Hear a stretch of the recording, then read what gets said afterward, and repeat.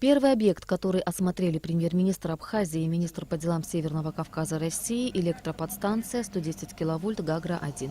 Здесь уже более полугода идет модернизация подстанции и распределительной сети. Первый этап работ будет завершен уже к Новому году. В апреле 2018 года будет завершен второй этап. И если ранее мощность подстанции была всего 20 тысяч киловатт, то в ближайшем будущем, благодаря установке двух трансформаторов по 25 тысяч киловольт ампер каждый, ее мощность увеличится вдвое и составит 50 тысяч киловатт. Это позволит полностью решить вопрос с перебоями электроэнергии в центральной части города, особенно в летние и зимние периоды.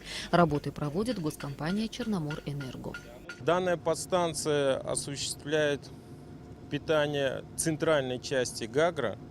От нее запитана основная часть Гагры, это центральная администрация города, все больницы центральной части. На побережье города Гагра идет строительство новой гостиницы за счет заемных средств российских банков. Но все инфраструктурные сети, электричество, водопровод, канализация и дороги будут проложены за счет инвестпрограммы.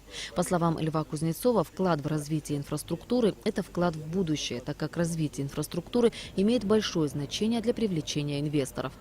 Следующий объект – Гагарская первая школа. Работы здесь начались в июле месяце. Сметная стоимость проекта с оснащением и мебелью – 377 миллионов рублей. На сегодняшний день уже залиты фундаменты 4 блоков. Мы уже завершили, фундаментные работы и занимаемся установкой опалубки. То есть планируем каждые 12 дней примерно по одному этажу заливать.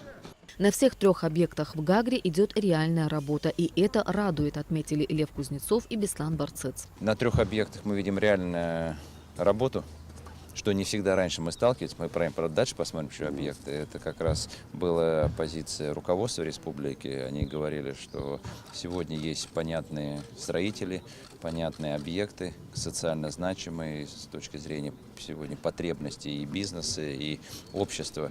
И отрадно, что мы видим, что эти планы на тех объектах, которые мы увидели, выполняются. При этом очень важно, что мы видим не только объекты, которые строятся за государственные деньги, но для нас очень важно было приход частных инвесторов, когда люди, веря в свою республику, начинают тратить свои кровно заработанные деньги, при этом в объекты завтрашнего дня. Наверное, трудно переоценить значение этого объекта. Как вы знаете, у нас с 2012 года было на капремонте.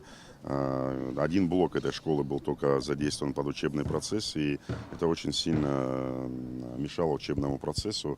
Ситуация была тяжелая, дети начали покидать школу. И, как видите, сегодня идут работы активно. И школа, которую так очень ждут жители этого микрорайона, жители города, района в целом, она будет качественно, успешно в сроки сдана.